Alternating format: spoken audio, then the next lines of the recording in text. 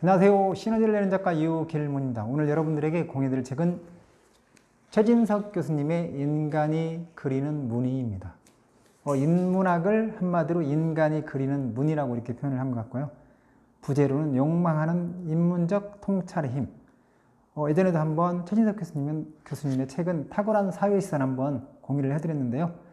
이분은 서강대학교 철학과 교수로 있으면서 노자와 장자 철학을 집중적으로 연구를 하셨고, 그 다음에 학생들한테도 이제 철학 강의를 하면서 이제 이 부분의 어떤 그런 인사이트를 많이 전한 것 같아요. 그리고 이제 이 책 속에서 들어가 보면 인간이 그린 문인데 이분이 진짜 우리에게 전하고자 하는 핵심 메시지가 뭐냐면, 지금 자신만의 무늬를 그리고 있습니까? 이렇게 한번 질문을 하고요. 그리고 또 하나, 지금 바라는 거, 그 다음에 하고 싶은 거, 그 다음에 좋아하는 일을 하면서 살았습니까? 뭔가 이렇게 규정화된 어떤 그런 쪽가 아니라 뭔가 바라고 하고 싶고 좋아하는 일. 그리고 그러면서 이제 그런 질문을 하면서 어떤 얘기를 하냐면, 우리가 인문학을 배우는 목적은 무엇인가요? 이렇게 이제 질문을 하거든요. 그리고 바로 인간이 그리는 무늬의 정체를 알기 위해서다, 이런 얘기를 하면서 인간이 그리는 무늬의 정체를 독립적으로 알아내기 위해서 인문학을 배우는 거다라고 표현하고요.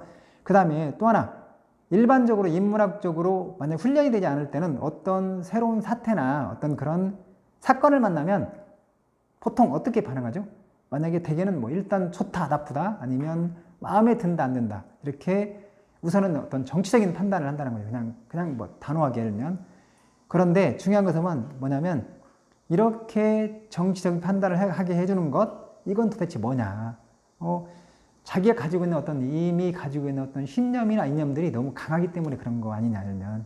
그래서 자기에게 있는 어떤 그런 이념이나 신념, 그리고 가치관, 어떤 그런 철학 등이 자기의 어떤 독립성보다 강하여, 알면 자기를 지배하면 지배할수록 인문학적인 어떤 통찰은 불가능하고 더듬이는 없어지는 거다. 어떤 이야기냐면, 이 이야기는 뭔가 나의 신념이나 철학이 너무 강하면 외부의 어떤 그런 아무리 좋은 내용이라 할지라도 그 기존에 가지고 있던 그런 고정관념에 의해 가지고 그것을 배척을 해버린다는 거죠. 그러면 지금 보면은 우리 이제 정치나 어떤 사회 쪽에 그런 현실들이 많이 있잖아요. 원래는 상대방 쪽의 어떤 그런 내용들이 너무 좋은데도 불구하고 내가 지금 추구하는 노선이 지금 이거기 때문에 하면 그것을 받아들이지 못하는 거잖아요. 결국에는 그런 것은 유연성이 이제 부족한 그런 것도 되는 거다. 그래서 뭐냐 알면, 그럼 도대체 인문학적인 통찰을 하는 관건은 뭐냐? 그것은 자기가 자기로 존재하는 일이다, 알면.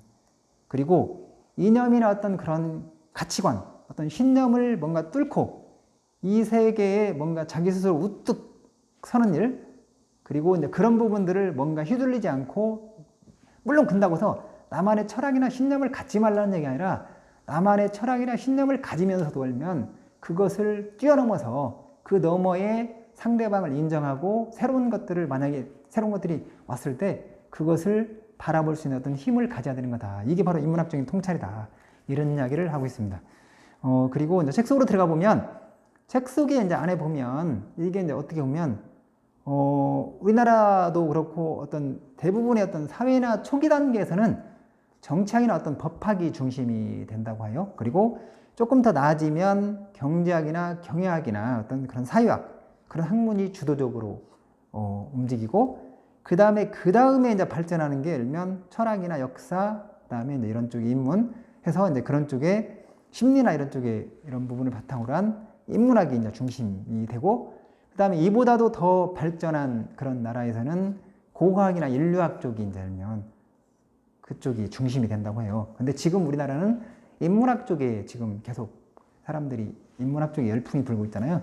그러면 이 최진석 그 작가님의 입장에서 지금 인문학이 열풍이 불고 있는데, 인문학이 불고 있는 그 현재 시점에 우리가 만약에 가져야 되는 어떤 그런 마인드는 뭐냐 하면, 세계적인 어떤 조류는 뭐냐, 결국에는 뭐냐면 지금 인문학이 중심이 된다는 것은 뭔가 우리가 우리 스스로 독립적으로 이렇게 판단해 가지고 미래를 위한 어떤 비전과 메시지를 주도적으로 결정해야 된다, 이제 이런 얘기를 하거든요. 근데 과연 지금 인문학 열풍이 불고 있는데 지도자들이나 아니면 지금 현재 어떤 뭔가 포지션이 있고 좋은 위치에 있는 사람들이 지금 현재 뭔가 미래의 어떤 그런 밝은 비전이나 어떤 명확한 비전이나 메시지를 우리한테 주고 있는지 이 부분은 조금 아이러니인 것 같아요. 그리고 조금 더 이제 나가면 이런 이야기를 또 해요. 인문학의 어떤 통찰은 뭐냐 하면 대답하는 데서 나오는 게 아니라 질문하는 데서 비로소 열리는 거다. 인문학적인 통찰은.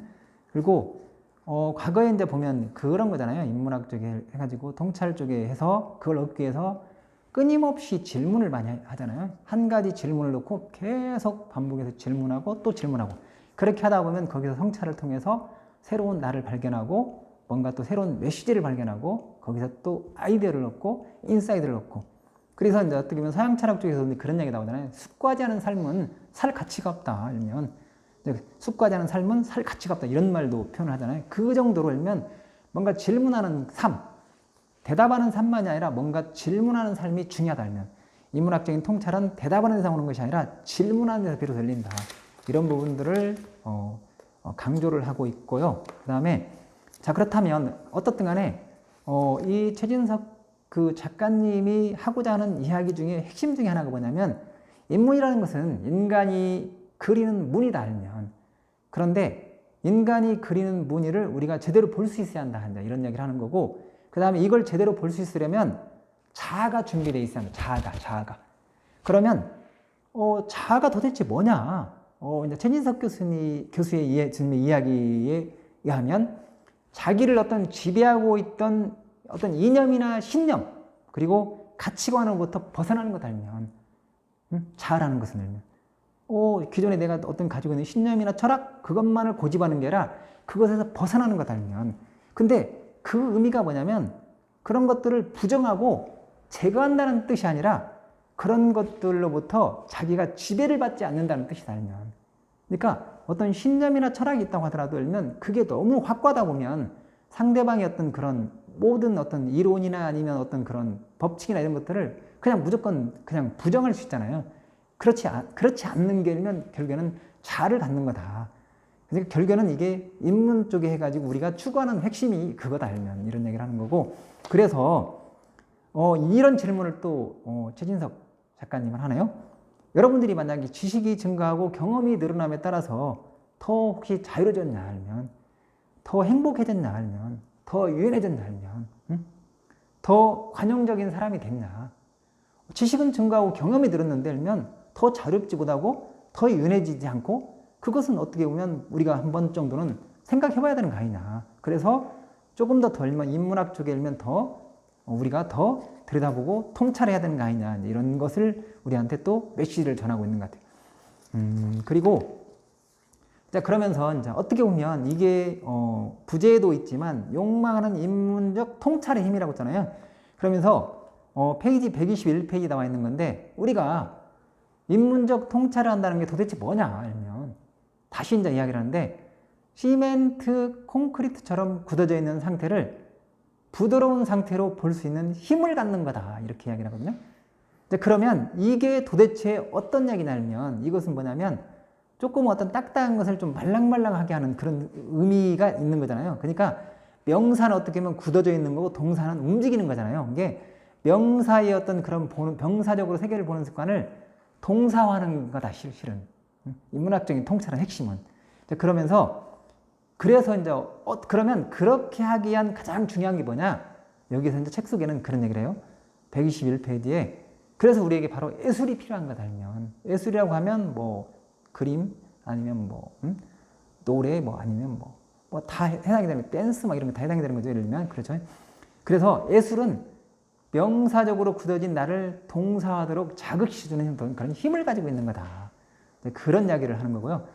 우리가 그래서 인문학적인 통찰을 하는 데 있어서 뭔가 예술적인 어떤 그런 경지, 그 다음에 어떤 그런 인문학적인 통찰의 핵심이 뭐냐면 결국에는 뭐냐면 미학적인 삶, 예술적인 경지를 이야기를 하는데 결국에는 우리가 그렇게 하기 위해서는 예술 쪽에 뭔가 몰입을 하고 그쪽에 함께 하고 이런 부분들이 필요한 거다 하면 이제 그런 이야기를 하는 거고 그러면서 이런 이야기를 또 멋대로 하라. 그러면 안 되는 일이 없다.